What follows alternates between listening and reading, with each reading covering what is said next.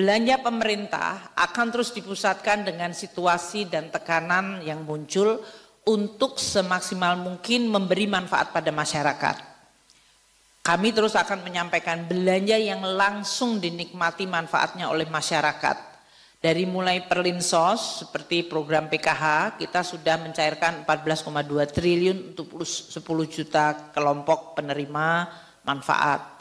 Kartu sembako sudah kita bayarkan 22,3 triliun untuk 18,7 juta kelompok penerima manfaat.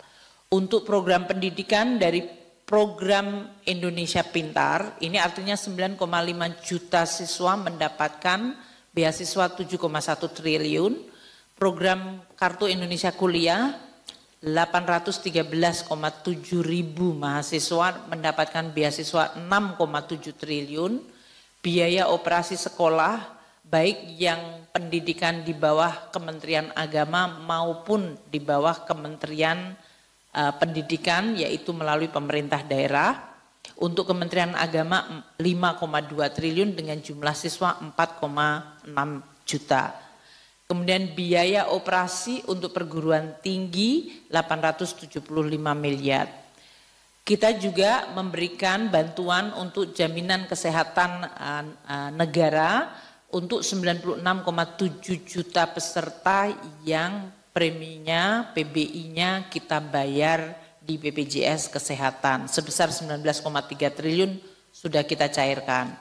Kemudian subsidi energi, baik untuk BBM, LPG, listrik, itu semuanya tetap kita jaga. Kita sudah membelanjakan 6,6 triliun plus 26,8 triliun untuk LPG 3 kilo.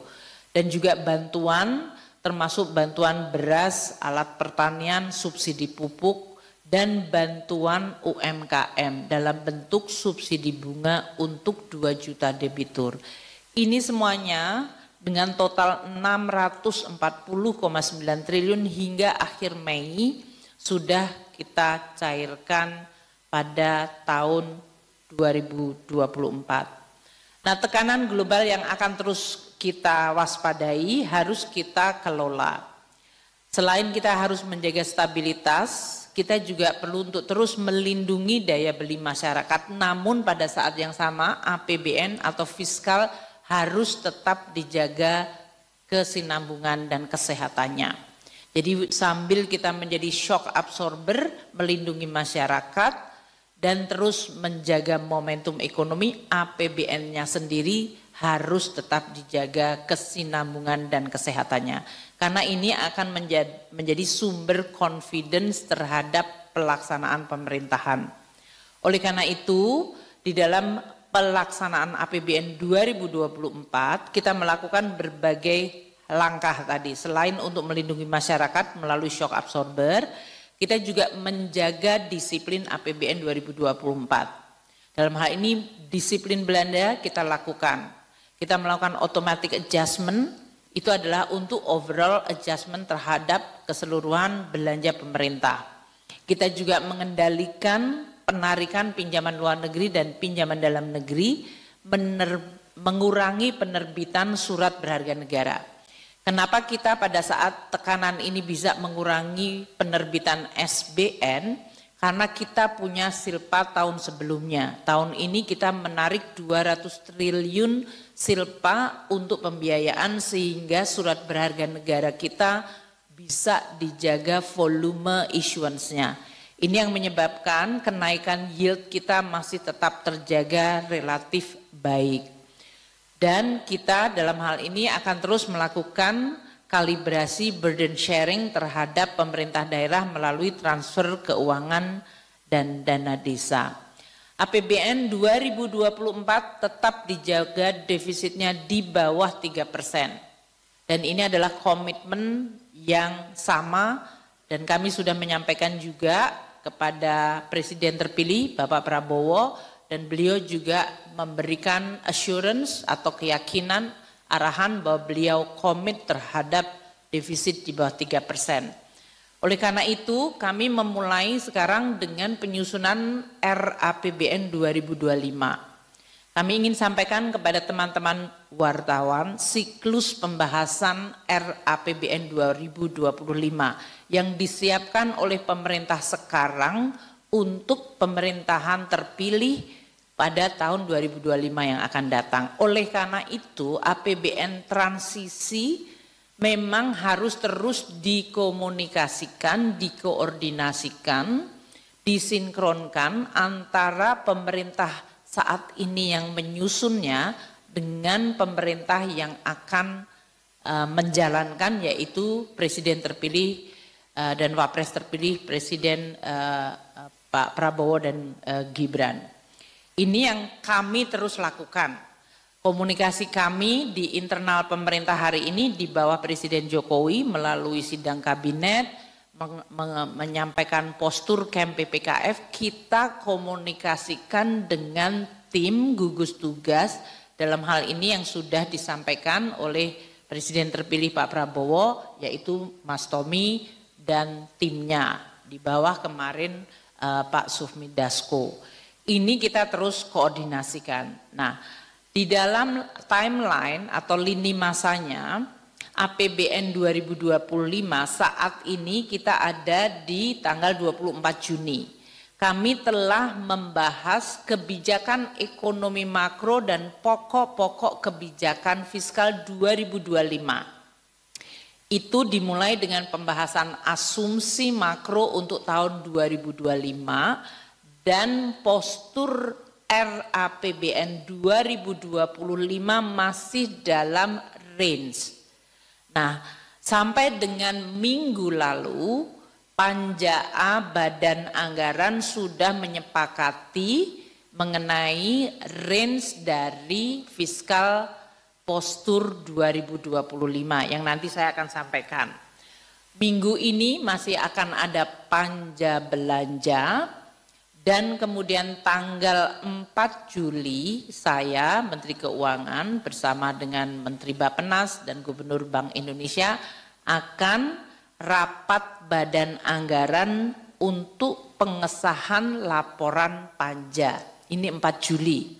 Dan tanggal 9 Juli akan ada sidang paripurna untuk penyampaian laporan pembahasan Kem PPKF, yaitu kebijakan ekonomi makro dan pokok-pokok kebijakan fiskal untuk tahun 2025. Jadi ini adalah dengan DPR sekarang, dengan pemerintahan sekarang, tapi kita membahas untuk tahun 2025, yaitu untuk pemerintahan yang akan datang, yaitu Presiden terpilih dan DPR terpilih.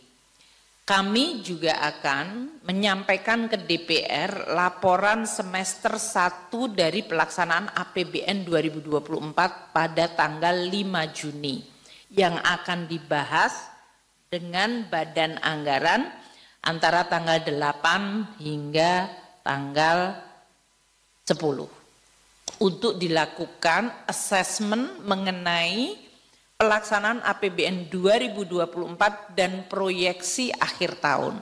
Yang ini nanti dijadikan baseline, landasan bagi penyusunan RAPBN 2025. Nah, siklus anggaran ini kami koordinasikan dan komunikasi dengan tim yang sekarang ini ditunjuk oleh Presiden terpilih. Sehingga seluruh siklus dipahami, seluruh perkembangan pembicaraan juga kami komunikasikan dan nanti implikasinya kami akan menyusun RUU APBN 2025 sesudah sidang paripurna tanggal 9 Juli untuk difinalkan dan nanti disampaikan oleh Presiden Jokowi tanggal 16 Agustus. Sebagai posisi RUU Rancangan Undang-Undang APBN 2025. Di dalam proses ini komunikasi, koordinasi dan sinkronisasi kami lakukan terus-menerus dengan tim Presiden terpilih. Ini untuk menunjukkan bahwa tidak ada gap antara RUU yang kita susun di bawah Presiden Jokowi dengan program prioritas yang ingin dan akan dilaksanakan oleh pemerintahan baru di bawah Presiden terpilih yaitu Bapak Prabowo. Ini untuk memberikan kejelasan mengenai proses sehingga tidak ada spekulasi mengenai proses politik dan penyusunan anggaran. Nah, kita mengetahui bahwa APBN 2025 yang setiap tahun memang APBN disusun itu adalah instrumen penting untuk menjaga negara dan menjaga perekonomian. Negara kita punya tujuan jangka panjang melalui RPJP dan RPJMN, dan itu adalah untuk memberikan guidance arah jangka menengah panjang. Namun setiap tahunnya ada APBN dan Camp PPKF yang ini tujuannya untuk merespons yang sifatnya adalah siklus tahunan. Ini semuanya adalah tools, alat kebijakan untuk mencapai tujuan Indonesia Maju 2045. Untuk 2025 ini, tema yang tadi telah disampaikan oleh Pak Menko dan ini juga dibahas di sidang kabinet paripurna oleh seluruh menteri dengan Presiden Jokowi, Pak Wapres Kiai Haji Ma'ruf Amin, adalah akselerasi pertumbuhan ekonomi yang inklusif dan berkelanjutan. Ini juga memuat nanti tema di mana pemerintahan baru memiliki program-program prioritas. Berbagai program untuk jangka menengah itu konsisten selama ini seperti SDM unggul, hilirisasi, inklusivitas, pembangunan infrastruktur, efisiensi dan reform birokrasi, ekonomi kreatif, pertahanan keamanan, kemandirian pangan, dan demokrasi serta hak asasi manusia. Untuk program jangka menengahnya, prioritas pendidikan bermutu termasuk program makanan bergizi gratis, penguatan mutu sekolah termasuk dalam hal ini perbaikan fasilitas sekolah dan sekolah unggulan, ini yang disampaikan oleh pemerintah baru, kesehatan yang berkualitas, reform dari sisi kesehatan terus dilakukan dan JKN, serta program pengentasan kemiskinan, pemerataan, serta menjaga pertumbuhan ekonomi yang tinggi dan berkualitas. Ini semuanya masuk di dalam tema 2025 yang konsisten dengan pemerintahan baru dan merupakan juga kelanjutan dari pemerintahan saat ini. Nah, untuk kami sampaikan kepada teman-teman media dan kepada seluruh stakeholder, sampai dengan minggu ini kesepakatan antara pemerintah dengan DPR mengenai postur 2025 adalah sebagai berikut. Dan ini masih akan nanti disahkan pada 4 Juli dengan Badan Anggaran dan sidang paripurna 9 Juli. Sampai dengan hari ini pertumbuhan ekonomi yang disepakati tahun depan 2025 adalah antara range 5,1 hingga 5,5. Inflasinya 1,5 hingga 3,5%. Nilai tukar antara 15.300 hingga 15.900, suku bunga 6,7 hingga 7,2, dan harga minyaknya adalah 75 hingga 85 dolar per barel, lifting minyak 580.000 dan 605.000 barel per hari, lifting gas adalah 1.003.000 hingga 1.047.000 barel per hari. Untuk indikator pembangunan, tingkat kemiskinan disepakati diturunkan ke 7 hingga 8%, kemiskinan ekstrim 0%, rasio Gini 0,379 hingga 0,382, tingkat pengangguran terbuka 4,5 hingga 5%, indeks modal manusia atau PMI ya, itu adalah 0,56, nilai tukar petani 115 hingga 120, dan nilai tukar nelayan 105 hingga 108. Postur APBN 2025 yang sudah dibahas di dalam Camp PPKF, baik asumsi dengan Komisi 11, Komisi 7 untuk harga minyak, dan dengan Badan Anggaran adalah yang ada di bawah. Pendapatan negara di dalam range 12,3 hingga 12,36% dari GDP, belanja negara 14,59 hingga 15,18% dari GDP, Keseimbangan primer antara 0,15 defisit hingga 0,61% defisit dari GDP dan defisit antara 2,29 hingga 2,82. Dengan kesepakatan ini nanti kami akan menyusun RAPBN 2025 yang akan disampaikan oleh Bapak Presiden Jokowi kepada sidang paripurna DPR tanggal 16 Agustus. Nah, banyak pertanyaan mengenai program prioritas makanan bergizi gratis. Kami telah berkomunikasi dengan Presiden terpilih Bapak Prabowo dan timnya, dan ini untuk memberikan clarity mengenai bagaimana makanan bergizi gratis akan fit di dalam RAPBN 2025. Presiden terpilih Bapak Prabowo telah menyampaikan bahwa beliau menyetujui bahwa pelaksanaan program makanan bergizi gratis MBG dilaksanakan secara bertahap. Dan untuk tahun pertama pemerintahan beliau, tahun 2025 telah disepakati alokasi sekitar 71 triliun di dalam RAPBN 2025. Nah, teman-teman wartawan tadi sudah lihat di dalam slide sebelumnya, angka 71 triliun itu ada di dalam range postur defisit 2,29 hingga 2,82. Jadi kembali ke slide selanjutnya, angka 71 triliun bukan merupakan on top di atas itu, tapi sudah di dalamnya, dan nanti kita akan susun pada saat kita menyusun RUU APBN 2025 yang akan disampaikan oleh Bapak Presiden Jokowi tanggal 16 Agustus. Detail mengenai program makan bergizi gratis ini nanti akan dijelaskan oleh tim dari Presiden terpilih.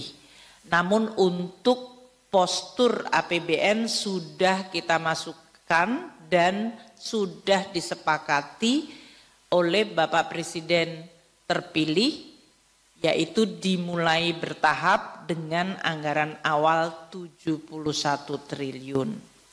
Nah, kami di Kementerian Keuangan akan terus menyusun APBN ini melalui proses yaitu di sidang kabinet sendiri di bawah Presiden Jokowi dan Wakil Presiden Kiai Haji Ma'ruf Amin dan Kabinet Paripurna Pak Menko Perekonomian dan seluruh kabinet, dan berkonsultasi dengan tim dari Presiden dan Wapres terpilih yaitu Prabowo Gibran.